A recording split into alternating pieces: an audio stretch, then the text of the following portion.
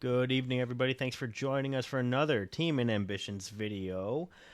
We will be talking a little bit about the popular decks from the big events that happened over the weekend. Joining me tonight, once again, sleepyGary, Dylan Lindner, and the one and only Bigolfish, Lewis Brown. Gentlemen, how you doing tonight? Oh, I'm doing good. I wasn't here last video. I missed y'all, so I'm coming back and you know, saying how the meta is destroyed by these top 5 decks.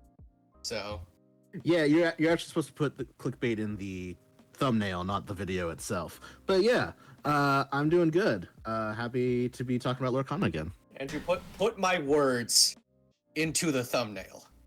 We'll throw it up right up here. That just dragged you all into this video. Thanks for watching. Of course, if you have thoughts about anything we talk about, the main meta decks of Lorcana after the release of Azurite C, please drop a comment. Well, let's talk about it.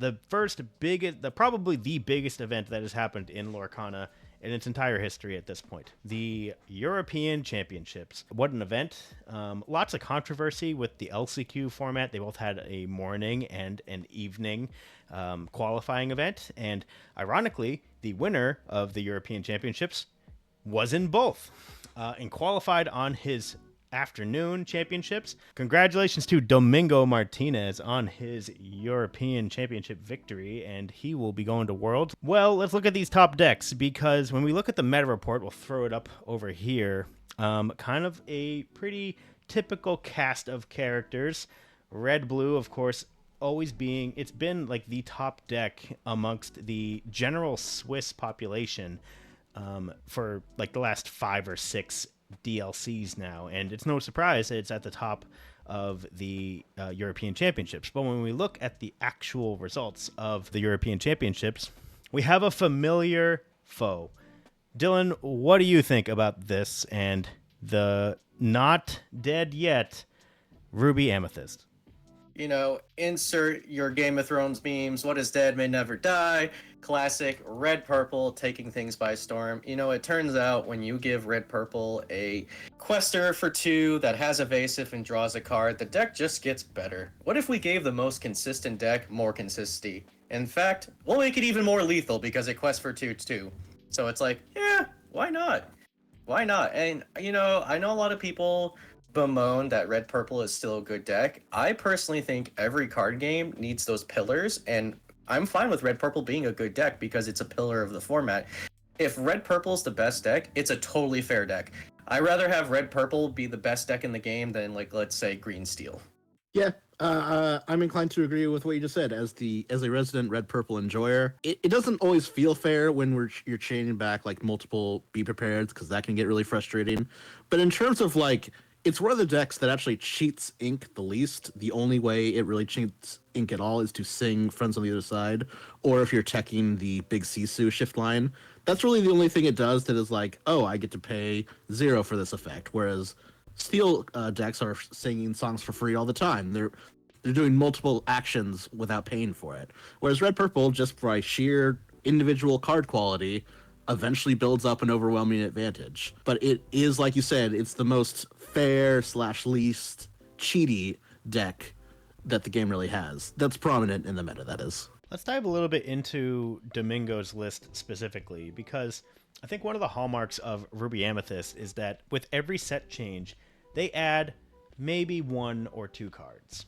The one predictable card that we all expected that Ruby Amethyst was going to add was, of course, the Genie Wish Fulfilled. The 2/4/2 quester that just draws a card. I mean, Ruby Amethyst was a deck that ran Mini Surfer for fun. And now it has basically Mini Surfer that costs 1 more and draws a card. Amazing card, shifting the meta, already a $20 rare, like insane. But then we look at the other cards that they changed relative to the Shimmering Skies list. Bell.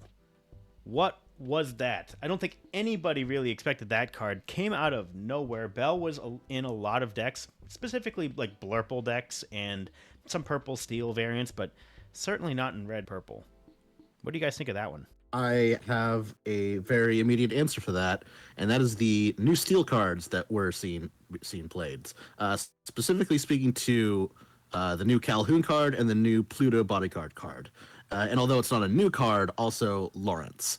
All of these cards have either they resist the challenging that purple decks like to do, or they have some way of making you not want to challenge them. There's no good answer to Calhoun right now in red purple. Your earliest, most efficient answer is to play your Madam Mim Snake onto and then challenge it, but that means you didn't get to draw a card with your 1-drop. You instead had to bounce it to your hand. You can't brawl it. If you trade Fox into it, that's a down trade because you're trading your 3-drop for a 2-drop. That's not something you want to do. It is a very difficult card to deal with. None of your 1-drops are doing it. Even your staple Chernobog's followers, the 2/1 that usually can take care of most early game threats, just can't deal with Calhoun. She is very frustrating. It's very frequent that you are forced to 2-for-1 yourself, setting in 2 characters, or you have to have some sort of setup card, or one way or another, trading with Calhoun is really hard. So it might behoove you instead to kind of ignore her because she only quests for 1 if she's not challenging your own characters. And then eventually you will get to the Bell, which will let you remove her from the field, even through the Pluty Bodyguard I just mentioned, which as a 4-cost 5/5 bodyguard is incredibly obnoxious for red-purple to deal with. You either have to 2-for-1 by sending in something small into it to put damage on the Pluto so that it becomes a 1/5 bodyguard, and then you can challenge it with a second thing, which is really inefficient and difficult to do. Or you can trade in with your Maui Hero to all, which I have had to do, and it sucks. It feels so bad even when it's objectively the correct thing. So red purple needs ways to move damage around that isn't just flinging your bot guys into bad trades. I think it's also important to note that, in case there's some new players tuning in and watching, that Belle's removal of damage counters and putting it to Calhoun gets around her resist. So you don't need to move 3 damage counters to be like, oh, I have to move at least 3 because Calhoun has resist 1 and that's the only way to get rid of her. If you move 2 damage counters onto Calhoun, Calhoun will KO because resist does not reduce the damage of you moving damage counters. So that's actually a huge reason why Belle is in there, because you need some way of getting around that resist. Belle does that. Also, too, this format has really been about taking out Genie rather than just over the course of 2 turns. So plenty of people will go swing into your Genie with my Genie, play Belle, remove the damage counters, put them onto your Genie. So, like, it's basically who can remove Genie or Calhoun, and that's the metagame we're living in. And one more thing I'll mention before we move on from Bell specifically. Bell quests for 2. And now that we are by default playing the 4-drop genies that quest for 2, red purple's aiming to be a little bit faster. So having a card that is both removal and then a slightly more threatening thing than, say, your Elsa the Fifth Spirit is extremely valuable. I think also we should talk about, I don't want to talk about red purple too much, but I want to talk about how they also didn't include any locations at all, because back in my day, the way we won was we B-prepped on turn 7, we played 2 castles, and then we B-prepped, and then we B-prepped, and then we B-prepped, and then eventually you got, shocked or lightning bolt to death, and over the course of 7 turns, my 2 castles won the game. That's no longer here anymore. In the top list, 0. Count them, 0 locations. It's crazy, because castle is such a powerhouse. It draws you cards, it gives you 2 lore. What do you guys think the exclusion of no locations? Like, is that crazy, or is that just the world we live in? I think that is just red purple being the deck that can, the last, let's say, 8 slots are really malleable. They can be kind of whatever you want them to be, which comes down to personal preference. Like, yeah, the winning list had no locations, and certainly that's something we should pay attention to. But some of the red purple lists that were, say, top 4 and so on, they were including locations. Sometimes full playlist of the Queen's Castle, sometimes less than a full playlist. So Domingo's list that contains 0 is the winning list, and obviously we need to pay attention to that. But I think that's very likely that Domingo playing well, knowing what he does and doesn't have, rather than the answer being no longer playing the Queen's Castle. I've been a big proponent of Belle for such a long time. As a purple steel player, as a blurple player, Belle, if you can pull her off, her value is just through the roof. An inkable 5-cost 4/4 that quests for 2 that has the potential to kill something and heal one of your things is enormously valuable. Like, we play Lady Tremaine, which is which is a kill. It's not the perfect kill, but it's a 3/4 that quests for 2 and costs 6 and is uninkable. Belle is better than all of that if you can pull it off. So it is a credit to your ability to manipulate and play battle tricks like that. But Belle is amazing, and now she's getting her time to shine, which I love. I also love the card, the art, everything. Like, this is the Belle, like, should be like it. Like, if this version was the enchanted art, this Belle should have been it. Like, I love this card. Anywho, let's move on to the deck that you all were alluding to before, which was green purple. Emerald Amethyst, a lot right out of the gate from Azurite Sea was the deck that was going to be the top. Artibac said it.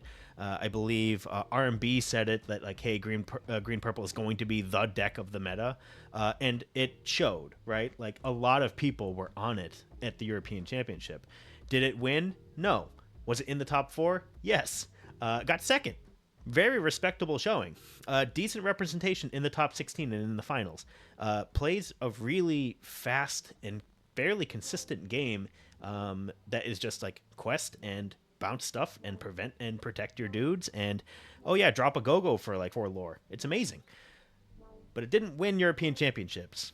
But let's talk about what it did win, which was the Revival Tournament. So if you did not make the top 16 at European Championships, you got to apparently enter in a Revival Tournament where it was only for people who either qualified or was part of the LCQ, I believe. There's still details that still need to come out. But the winner of that was a green purple. What do you guys think of that? How do you feel like green purple performed as a whole in the first big event of Azurite Sea? So I have a particular fondness for green purple because that is actually the first deck I put together when I first started playing Lorcana back in set 2. Actually, me too. That's funny. Yeah, green purple aggro seemed really fun.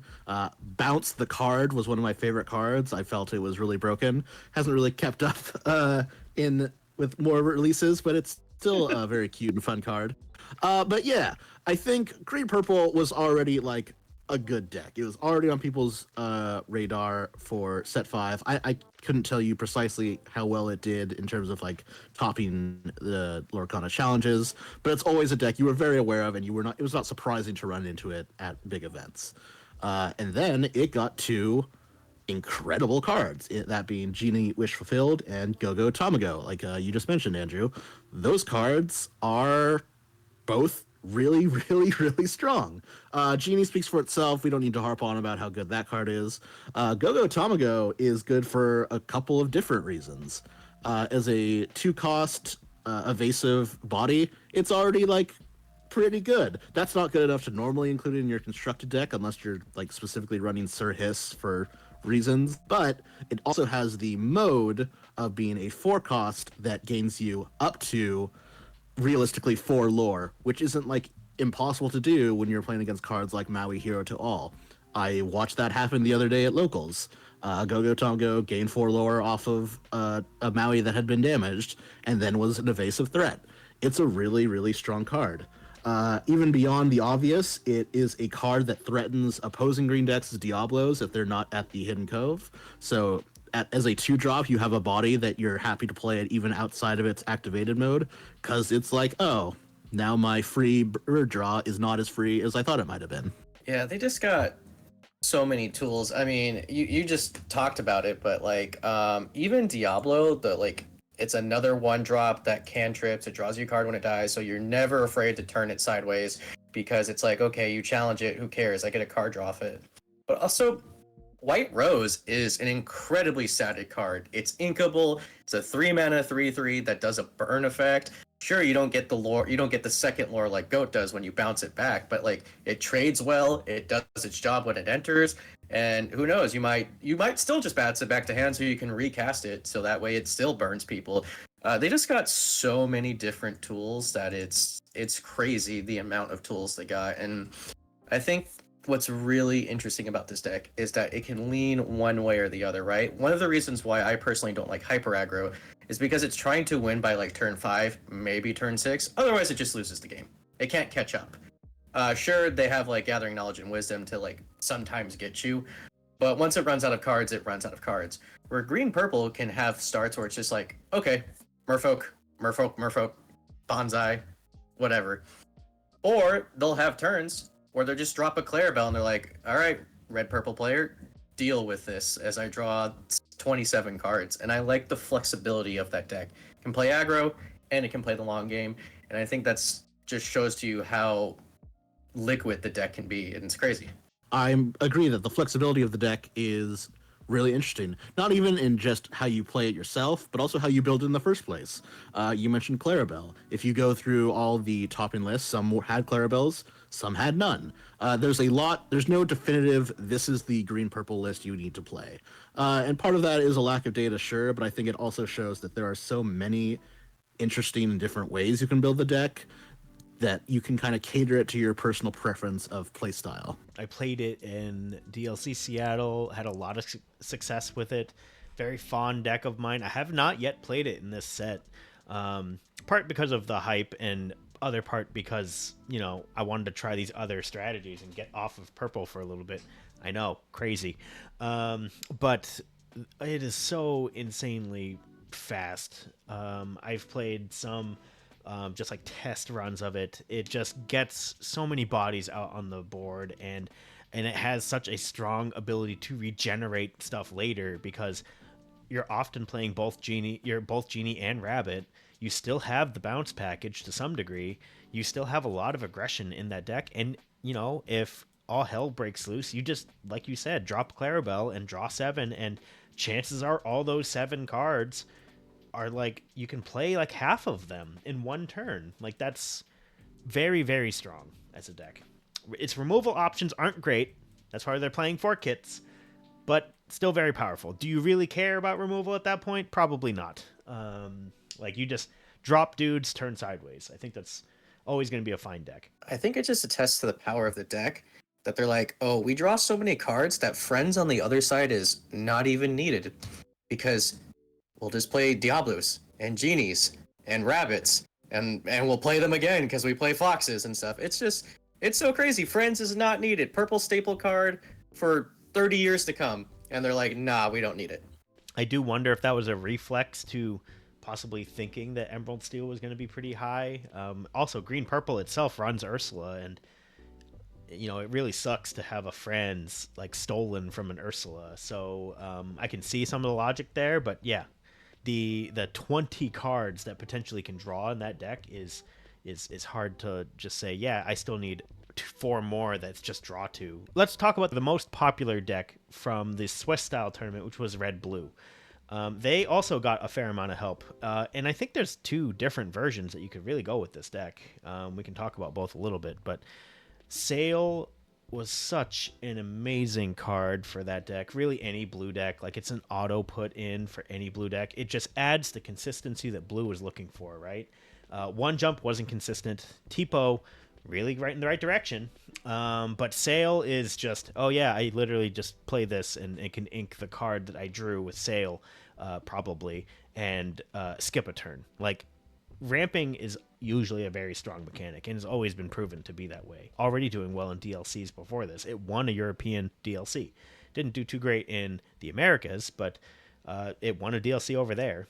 So not too shocking that it was the most represented deck of Swiss in the European Championships, but didn't win. Wasn't in the top 4 either. Red Purple stomped it out. Almost all the lists for Red Purple ran Flynn. Lewis, why don't you tell us a little bit about Flynn and playing that into Red Blue?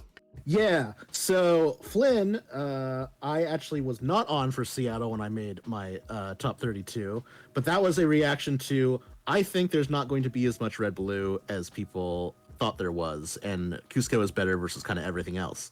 And to a degree, I was right.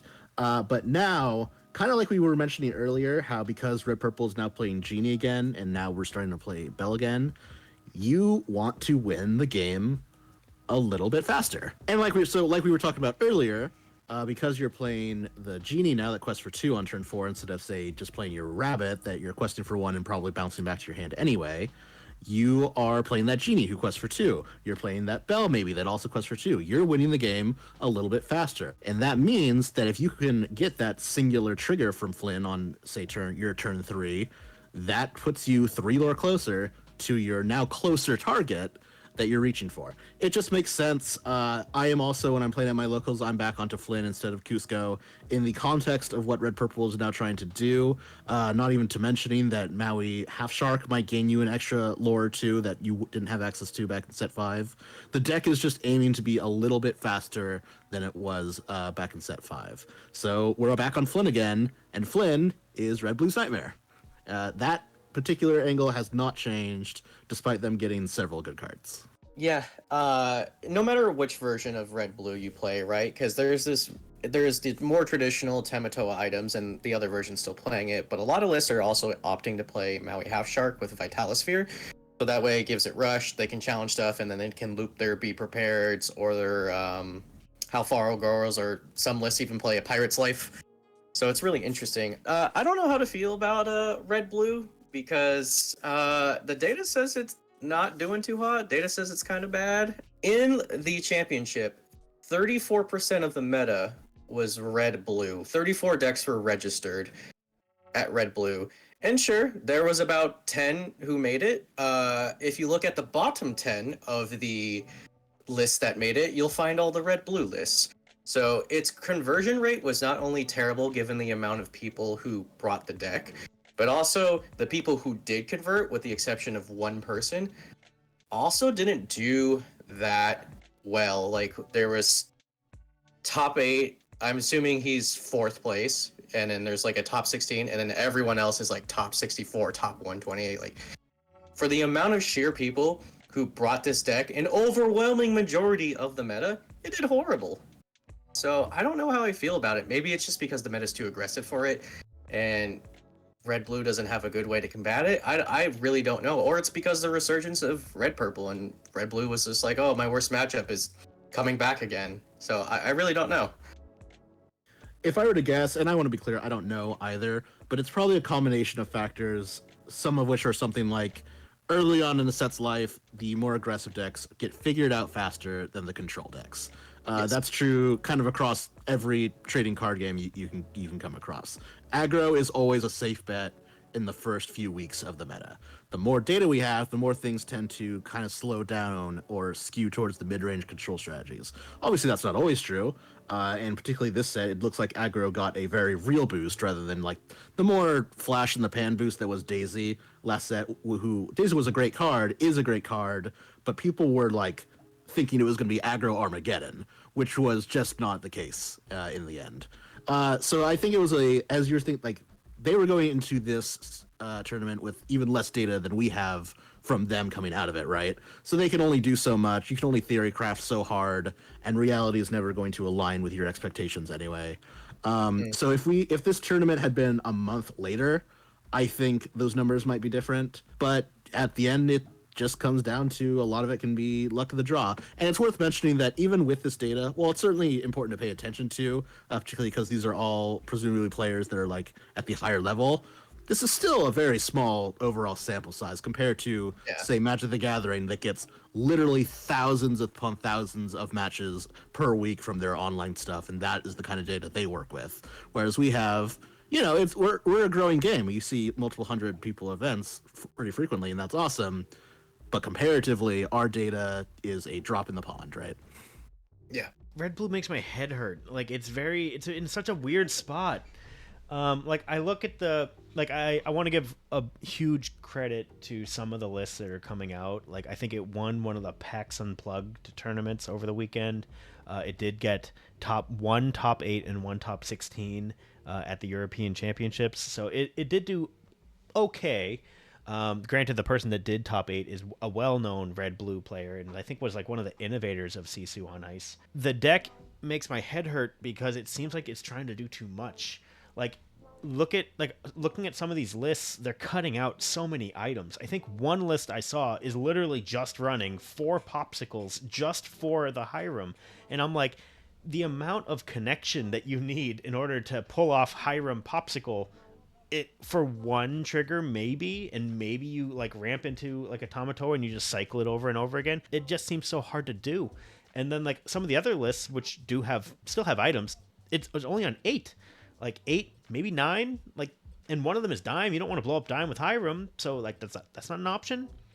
And then when you combine that with the half shark strategy, like that also needs its own actions in order to activate. So you're like counting on all these 3-ofs, 4-ofs that need to have exactly 8 or 9 outs in the deck for you to have at the same time. And then all of that needs to happen simultaneously or at the exact right times. It just seems way too circumstantial to be like, yeah, that's the exact order that's all going to happen in, and I'm going to rely on that every single time. So, like, yeah, Sale added a lot of consistency, but are we utilizing it in the same consistent way anymore, or are we trying to be a little bit too ambitious with it? I don't know.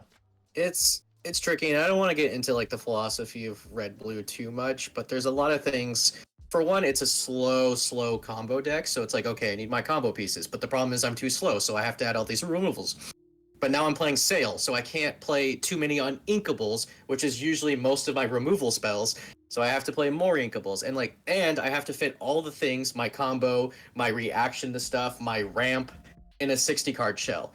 And it's just too much stuff to fit in 60 cards. So that's really been the struggle. It's like, well, I can't slow down the game too much, because if I dedicate that too much, then my Hyams are useless, my Tematoes are even slower. Or if I just ignore it, then I die. So it's red blue philosophy. We could have a whole discussion about it. It's crazy. So yeah, I agree. Maybe over time they'll figure it out. I really do think it was the perception that Amber Steel Song was going to be more enforced, because in the beginning it was winning a lot of events because, hey, aggro meta, what beats aggro meta? Steel Song, or like steel based aggro decks, because Let the Storm Rage On is literally aggro's worst nightmare. So I think they were expecting more Steel Song decks than they expected, and got severely punished because there was not as much Steel Song as they thought they would want. Let's jump into like a quick fire round for the remaining decks here. We have 3 kind of general decks to talk about that is left in the meta. The 3 biggest decks we kind of hit, and we just wanted to get into it. But Amber Steel Song, kind of an interesting place. Didn't really perform all that well. Wasn't around, like you said, the European Championships. Really not much of a European deck as a whole. Didn't really show up too much in terms of the Revival Tournament. Not really in any of the other lists. I am personally fond of it now because I just won a tournament this last weekend with it. Not the Steel Song version, but the Doc Mine version. Thank you, Brandon DeCandio. Where do you guys think this is going to land? Like, Steel Song's always around. It's always a deck you have to respect. Did it get enough to make it, like, between Pluto and Lilo and all the cards that we're seeing, or is it just not at this tier? I would say of all the steel deck variants that you kind of think of right now, Steel Song kind of got the least. They got good cards they can play with, that being the new Pluto Bodyguard, who's just extremely efficient, and they got access to the new legendary Shift Simba, who is a good card, good statted, interesting effect. It's another way for them to sort of ramp up to their Singing a Whole New World, but they didn't really get anything that's like, oh my god, this card is just slam it in the deck, it's immediately better, which like all the purple decks got with Genie, right? Yeah. As you mentioned, Andrew, the deck you were playing, the Amber Steel, not Steel Song, but more just Amber Steel aggro, I think that deck, which is the deck that knocked me out at Top Cut in Seattle, just kidding, it was a great guy, fun, always fun, I'm not angry, I swear. But yeah, that was a good deck. That clearly it was a good deck and made top 16, and that just got better with the addition of Calhoun and Pluto, who are just excellent cards. That and not to mention Lilo, of course, yeah. the new Lilo, who you can play that in Steel Song as well, and it's probably good, but it's not like your main game plan. And like, yeah, it's nice that when you sing your own A Whole New World and you discard the Lilos, it's practically like you didn't discard a card. Sure. But it's not really the strategy that deck is usually going for, whereas the non-Steel Song version, which is really just the exclusion of A Whole New World and stuff like Ariel, the singing part of the Steel Song, is looking to be a lot better, in my opinion. But that said, Steel Song is certainly still a deck. It's certainly still a playable deck. I'm not going to call it a good deck because I personally hate A Whole New World and think it should be deleted, but that's a personal preference, so I'm not going to talk about it too much. That's some heat saying that Steel Song's not a good deck. Yeah, no, I agree though. Like, it's like it's a strong deck. I just don't want to use the word good. Oh, no, but to your point though, I do think that Steel Song did not get many tools because if we look at like your traditional Steel Song list, the newest cards they added is like a couple copies of Simba, maybe, and I'm Still Here, which is a great song. But other than that, they don't play Calhoun, they don't play with Lilo, they sometimes play with Pluto. So the traditional Steel Song list did not get a huge boost. Now the more aggro versions, aka Brendan Cando's Dig a Hole deck, did get a whole bunch because they definitely play Lilos and Calhouns and everything under the sun. So I think it got a lot. But as you said earlier, the European meta doesn't really like Steel Song as much. So I think though, if you're watching this and being like, okay, well, I'm trying to learn the metagame because I'm going to the LCQ and the Continentals in America, you should expect way more Steel Song. It is a vastly more popular deck. In fact, it's probably the most or the second most popular deck. Probably Red Purple still the most popular deck because it's cheaper to build. But Steel Song has always been either the most popular or the second most popular deck since its creation in set 1. So you should definitely expect a lot more of it. But I'm personally more a fan of the aggressive low to the ground version. Sure, it loses to your more traditional Steel Song because Let the Storm Rage On also hurts that deck. But Doc is a great card, Lilo is a great card, Calhoun is a great card. So I think if you're an American or anyone in North America watching this, expect a lot more Steel Song for sure. I would agree with all of that. Steel Song is definitely way more popular in America. I don't think I've ever seen as many blinged out decks as I have with Steel Song specifically. Like, people love playing their Zeuses, their Cindy's, all of it. They love blinging out that deck. Oh, the Prince Naveen, that was lovely. Yeah, no, Steel Song is for the most part an American creation, and people love the heck out of that. So definitely watch out at your LCQ.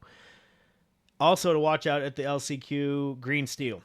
Probably the most popular deck towards the end of Shimmering Skies. Didn't really make that much of a splash in the European Championships. A little bit here and there, not really in the top 4 at all. I mean, the top 4 is just, 4 red purples and I think 1 green steel in the top 16. Two green steels in the top 16. So not the best. This is also a deck that does really well in America. Like the last 2 DLCs, Seattle and Vegas were both taken by a green steel. Is green steel still going to be a thing? I personally have not seen it. It's unquestionably still a thing. It's still a perfectly strong, synergistic deck that executes its game plan pretty well, and when its game plan is executed well, it's often going to win. The problem is, green steel didn't get anything that it loves. It could play Calhoun, sure. It's probably good in that deck. It can play Go-Go Tamago, sure, but it's not great because Green Steel was never trying to win fast. That was never how it won its games. It discarded your opponent's hand and then it ground you to death over a course of many turns. And sometimes you could see the win coming from turns away, but you still had to play through it all. In addition to not getting anything, none of the new cards are like super incredibly exciting for Green Steel. The cards that are exciting for other colors kind of make Green Steel a little bit worse. For example, Green Steel is traditionally a difficult matchup for Red Purple. In set 5, that was very true. If you beat Green Steel, you got lucky. Either you drew great or your opponent drew poorly. That was just the reality of it. But now, suddenly, Red Purple is playing a 2-attack evasive character on turn 4. Specifically to counter Diablo, who was like the problem card for Red Purple. If you couldn't deal with Diablo, you were just going to lose. But now, as it's part of its natural game plan, it's putting something on the board that naturally threatens Diablo. Now, yes, Green Steel is still going to be running the Hidden Cove that can beef Diablo's stats, so then it's not as clean. But the fact of the matter was, set 5 Red Purple had to start playing the 5-cost Elsa because it was playing no evasive characters. It just could not naturally challenge Diablo. Now, we're playing at least 3, sometimes the full 4, because why not, of this naturally evasive character that, draws us a card, which maybe drew you a card, sure, but if you choose to turn Diablo sideways again and you don't have the Cove, Genie is eating roast bird for lunch. So that's like a specific matchup I can point to where Green Steel unquestionably lost percentage points against red purple. Is it still probably overall favored versus red purple? Yeah, probably. But red purple is now naturally running more tools to deal with it than it was in set 5. Even when it was specifically teching for green steel, it just naturally has more tools now. Yeah, I agree. One, that Green Steel didn't get any new tools. Like you said, they could play, Go-Go or Calhoun. I've even seen some lists like play Pluto instead of like Chempo or something like that. But overall, it didn't really get anything. And if it does play those cards, it doesn't play many of them. I think this is also a testament to the NA versus EU mindset about the metagame. Because Green Steel was never a popular deck. Even when Zan won with it, not many people picked it up. Sure, the percentage went up like 300%, but that's because it went from 0 play to like 3 people playing it in Europe. So that's why the percentage was so crazy. But yeah, the European meta just doesn't really like Green Steel. Even when everyone around the world was saying it was the de facto best deck, like people in Europe were like, we don't really like that style. So I think that's why we didn't see a lot of Green Steel success. But that being said, remember what happened the last time people forgot to respect Diablo? Because I do, because it won the DLC. So I think if you're prepping for your LCQ meta or your Continental meta in the NA, you should still respect the bird. Green Steel can still have those explosive starts where they have a Diablo at the Hidden Cove on turn 2 and just grind you to dust. The thing is, like, sure, it didn't get any new cards. Does it really need new cards? The cards they're playing are already some of the strongest in the game. So I would definitely respect it, i.e. red players don't cut your brawls. So make sure you still respect it, and we'll find out if it's going to be just because everyone else got tools and Green Steel's left behind, or if the American versus EU meta is just different and we're going to see way more Green Steel. It's hard to say. With the last little bit here that we have in our video, that is going to recap most of the top decks. There are other decks out there. They are going to be floating, and I'm sure we're going to be in for a lot of surprises come North American Championship season. Any sleeper decks that you think might be popping up into the meta? I have one in particular. I don't know how good it's going to be. Just if we're back into a red purple meta, this deck is terrible. But Purple Steel had a bit of a chance there because that baby Tink that shifts into Big Tink was pretty good. Also, the idea of running Robin Hood with Calhoun both at the same time and just beat things up for lore seemed pretty good. And you had access to all the good kill spells that aren't songs. So, solid deck. It does have its weaknesses, and you still have to play Snake and Fox and all that stuff, and you give up a lot of tempo, which is part of the issue that is with any deck that is running purple right now. It's like we're cutting Snake because you don't want to give up that tempo. But that's my pick for a deck that's like more tier 2. For a while there, it was probably tier 3. It might climb back a little bit as like a deck that, hey, I just got beat by this deck and I never played it before. Anything that is on your guys' radar? Not that I'm confident this is going to be a meta shaker, but something I would like to see success is a blue-based aggro deck. Because blue actually has some surprisingly decent aggro cards right now. Specifically, some interesting aggro blue cards I'm looking at are the new Tadashi 3-cost, who when he quests for 2, and when he's banished on your opponent's turn, which means they challenged or removed him, he ramps you twice, which to me doesn't speak of like a card you want to put in a blue control deck, but if it's a 2-quester that incidentally ramped you 2 cards from that you didn't have to spend from your hand, and as an aggro deck, you prefer to have as much as your hand as possible, that's interesting. And then there's like some other aggro cards, like the new Alice is like in a vacuum, an insane card. Like that card is so good. Surely it's good somewhere, right? So I want to see that figured out. That could be in a number of different places. I personally want to give red, or rather blue-green, Ward Tribal almost another card. It's my pet deck I like to call Bluegrass. But that with the new Goofy, who quests for 3. No, he quests for 3, but gives something else Ward. There's like a lot of like cards that you can be like, oh, this feels like it should go somewhere. But right now, we just don't have that shell. Yeah, especially also like Scrooge McDuck, because he's big body, big quester, stuff like that. Andrew, you stole my pick. I was also going to say Purple Steel. I'm actually a lot higher on the deck than maybe you're higher on it. I think actually Purple Steel is tier 1, personally. I think it's a very strong deck. I think it's very flexible in what it wants to do because it can play a more controlling route, or it can just slam the same stuff that Emperor Steel aggro does, which is Calhoun, Lawrence, Smee, dudes, purple draw. So I'm very high on it, but I'll hit people with the sleeper. You guys ready to wake up? Because the spice is here. It's gonna be blue purple. Even though we have zero metagame percentage and 0 lists out there, I think that actually blue purple in a field of purple X decks is one of the strongest purple X decks against the other purple X decks. So I think Blurple has good against, you know, the purple seal matchups, against the red purple, the mono purple, the purple purple, and I think it's just someone's out there cooking, and they're like, I'm just waiting for the other purple decks to rise up so I can smash them. So Blurple, let's do it. Yeah, the idea of manipulating all your damage counters with Bell and Baymax and doing all this fun stuff, it just seems so tantalizing. Anyway, gentlemen, any last thoughts of the meta as we start to enter in last preps here for North American Championships? We are, from the date of recording, 30 days from the LCQ and 31 days exactly from the North American Championships, which means that we are just about 6 weeks away from our first set championships. The season's already come and is in full swing, guys. What do you think? Any last thoughts? If I had any last thoughts, it would be that the meta is pretty healthy. It wasn't a huge shakeup. We're still seeing a lot of the same decks, but those decks have changed significantly, and we are seeing some rise of the new ones. The fact that Green Steel is not just the de facto best deck going in is kind of nice. That we're getting a refresher.